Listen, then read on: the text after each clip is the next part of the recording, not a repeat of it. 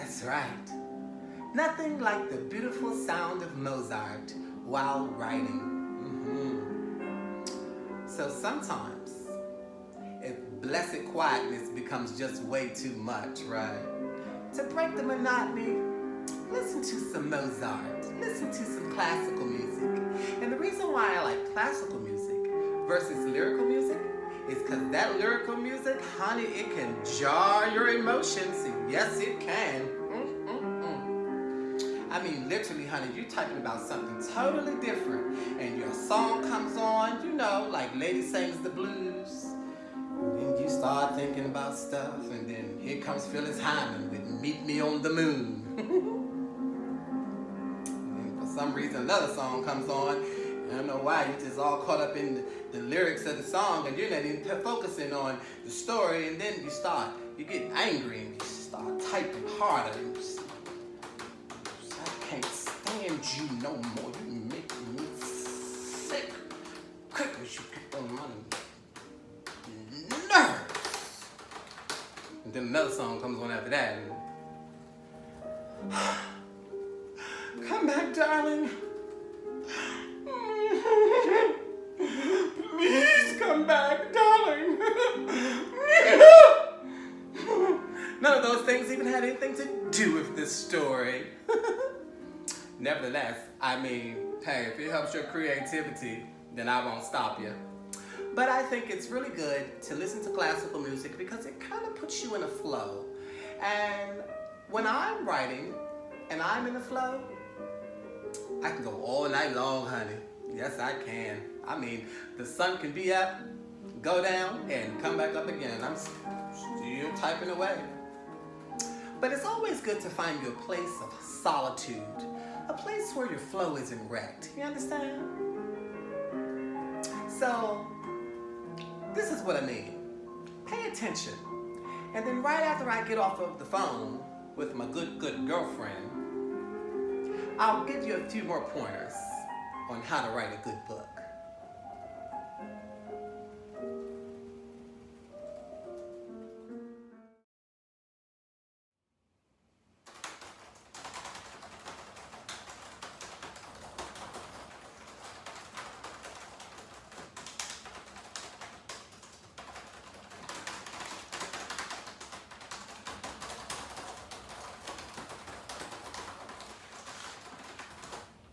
Girl, this is good, honey.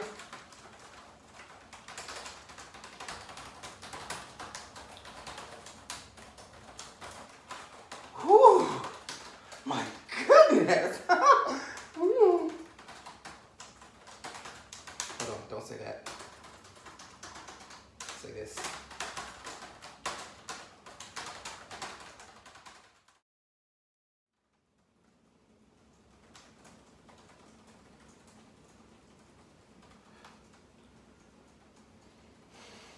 This is so good. I am loving this. Okay, hold on.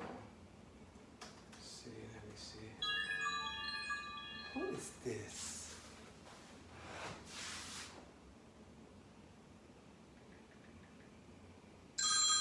Girl, damn, she didn't let me text her.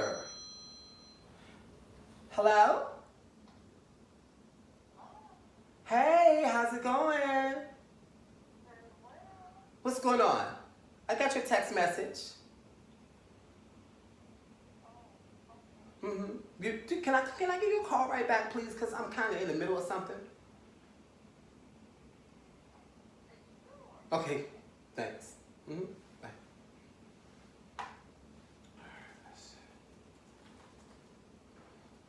No, where was I? No. Listen, girl, I know you is not calling me back already. Hello?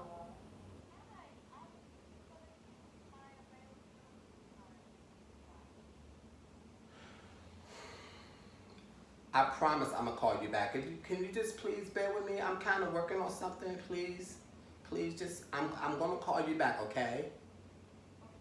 Okay, thank you.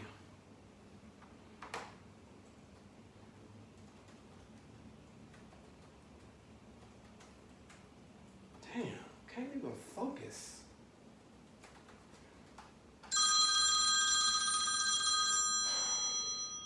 What do you want? Goodness.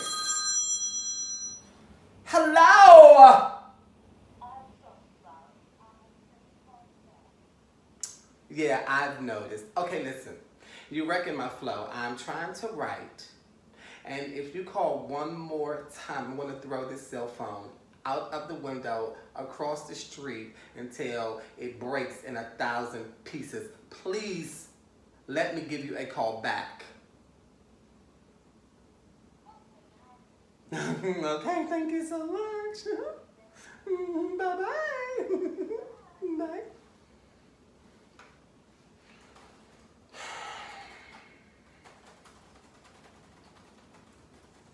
Girl, keep calling, wrecking my flow.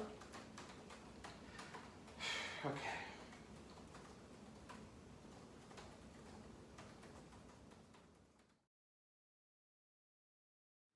Hey there, how's it going? It's me, Mark Farentino. That's right, darling.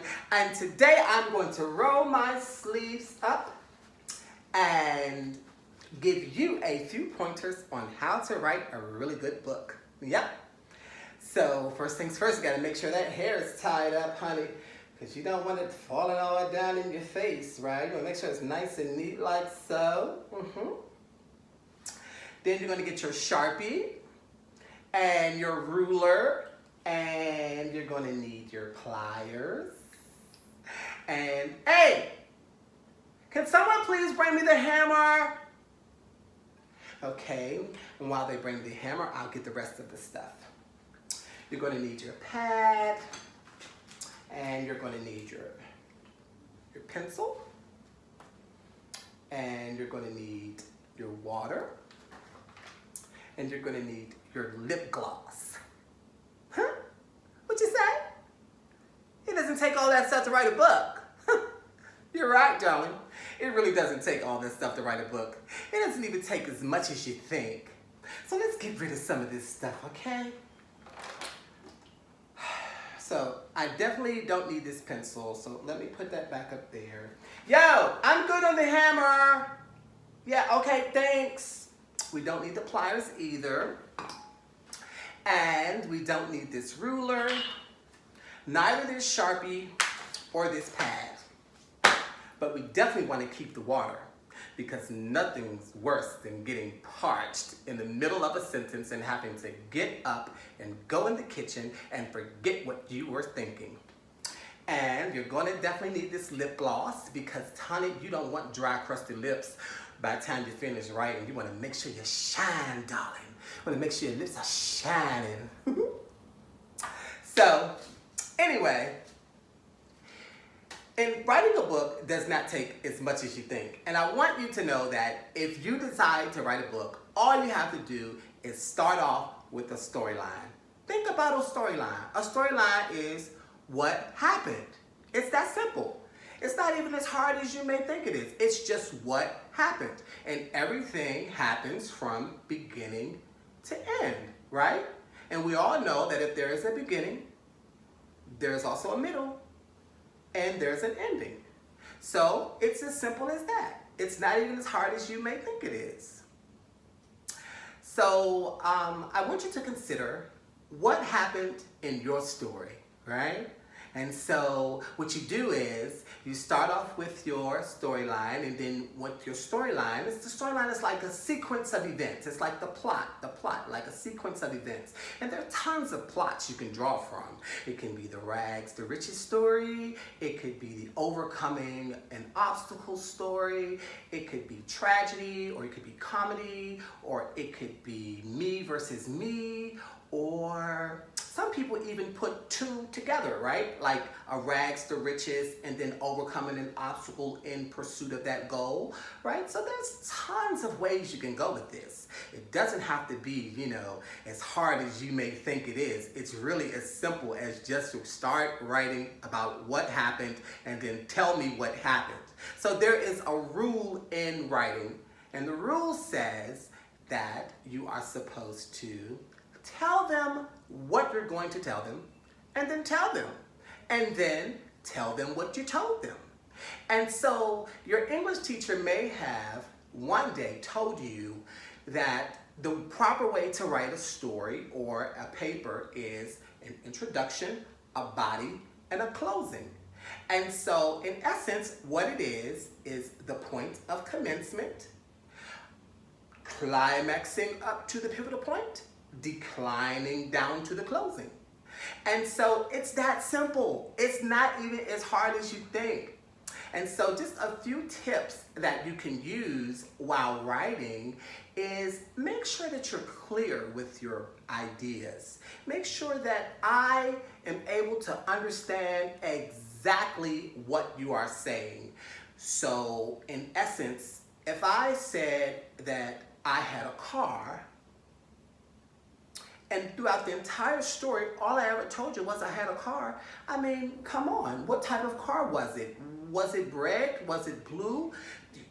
Did it have leather interior? You know what I mean? So be creative and be detailed, and these things will invite your reader's attention to stay in tune.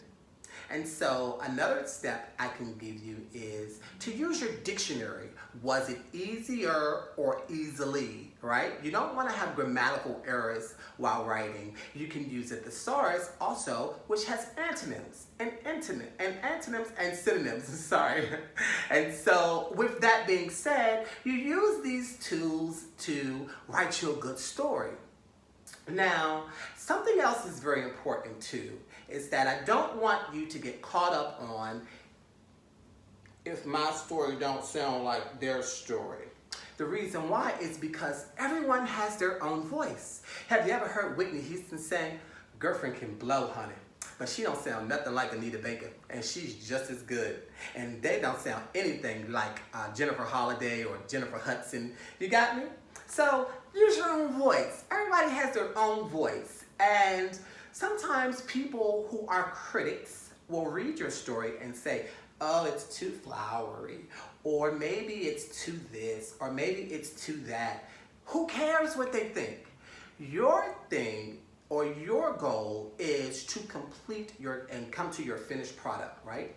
So here I have a book. Oh, it's upside down. Here is a book that I wrote. This book is called The Conspiracy. Can you see it? You can get it on Amazon. That's right, Dolly. Or you can get it at 25,000 book distributors worldwide. So you name a bookseller, baby, they got it. But I showed you that because this is the finished product. Because what you want to do is make sure that you are able to submit your work for publishing. And when submitting your work for publishing, you want to make sure that you have everything in one single file, right? You don't want to put chapter 1 in one file and saved, and then chapter 2 in another file and saved, and then chapter 3 in another file and saved. You want it all to be in one single file because you have to submit your manuscript as one single document, which is very important because you definitely don't want your publishing company to forget chapter 2, and then it just goes chapter 1, and then chapter 3 and 4, and then they forgot 7, and then 8, and you forgot 6, and then 5, and oh my God, where's everything at? So you don't want it to be scrambled up. You want everything to be in one single file. Another pointer that I can give you is to make sure that when you're writing, you allow your creativity to flow. Like, I'll give you an example. I'm writing a book now, and the book is entitled Felicity Boulevard. And the book starts out with me as the narrator, but instead of me just saying, this happened, and that happened, and this happened, and that happened, I wrote it as if I'm gossiping about her. So I'm like, girl, guess what, honey? You won't believe this. And then when Felicity starts talking, she's like, and tell Farentino nosy ass he need to stop gossiping about me and my family. So, you know, use your creativity. Don't be stuck on, you know, that it was like this and then it ended like that. Make it fun. Make it inviting because you want to be sure that you captivate your reader. You want to make sure that you draw them in. And so it's very important that, you're not boring. And sometimes when writing, we don't think that we have it in us to be funny, but let someone hear what you wrote. And sometimes you go like, wow, I didn't think that people would respond that way. So I didn't go tell your whole manuscript to everybody, but definitely let somebody else hear what you're saying, because even sometimes they can pick up on points that you may have forgotten. And so it's very important also to, if you don't have chapters, just keep writing. If you don't have an end point, just keep writing. If you don't have the end of the story and you're not sure of it, keep writing. So something else is very important, at least for me as a writer. I do not believe in writer's block. What I believe is that I came to the end of that revelation for the moment. For example, I said that I walked in the house and the house was beautiful. And the house had a black leather sofa. And then I was stuck after that. I didn't know what else to say. And for days on end, I baffled with what else happened in that house. And then, a light came on.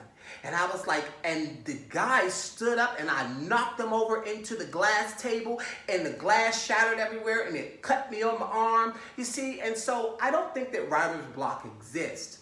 I just think that you came to the end of the revelation for that moment. So don't allow that to hamper your progress. Go on to the next thought. And this is a good part about when you're typing on a computer. Why I said you don't need the pen and you don't need the pad and the pliers and the hammer and everything else. All you need is a good laptop or computer where you can type and you just click return and go on to another page and start typing a new idea. And then what you do is you combine the ideas and then it just like kind of flows. And it's like, wow, this actually goes together. And guess what? Nobody knew that you had to separate it for a few days. So keep going.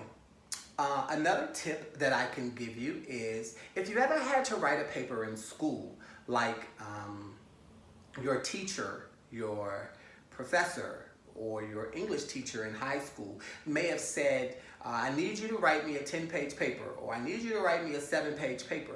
Well, this could be considered a chapter because most chapters consist of, so many amounts of words or an actual idea of something, right? So my first chapter was about water, and then my next chapter was about lip gloss, and what my book was talking about was bare necessities. You got what I'm saying? So the way that you do it is you milk that lip gloss, honey. I mean, you smear it all over everything. Listen, you take that lip gloss and you got it over here, you got it over here, you got some on smudged on your glasses and all on your fingers and all on your fingernails, and you're trying to figure out what else can I say about this lip gloss. So you just milk the idea as much as possible. Water is the same thing. I took a bath in it, I drank some of it, I swam in it. Listen, I brushed my teeth with it. You got what I'm saying? So you can use water in that chapter for a whole bunch of other different ideas. But the key point is to stay on topic. Another pointer that I can give you is to not be afraid. Maybe your story is very raw. Maybe your story is one of those type of stories that it's like a tell-all story, right? And it's fictitious. It may mirror someone's life, but don't be afraid to tell your story. Now, I'm definitely telling you, do not defame people's character. That is very important. Don't go around saying, and this happened to so-so, and that happened to so-so, and this, and don't do stuff like that, because, ultimately it comes back to hurt you. And you don't want your writing career to be destroyed based off of you just trying to get a good read from people. And so, with that being said, I'm not going to continue to talk a hole in your head. I probably have already talked a hole in your head, but nevertheless, I just want to give you a few pointers on how to write a good book. And so, until next time, it is none other than Mark Farentino, the world's smashing new celebrity icon, and I love you guys. Talk to you in the next video. Bye bye, darlings.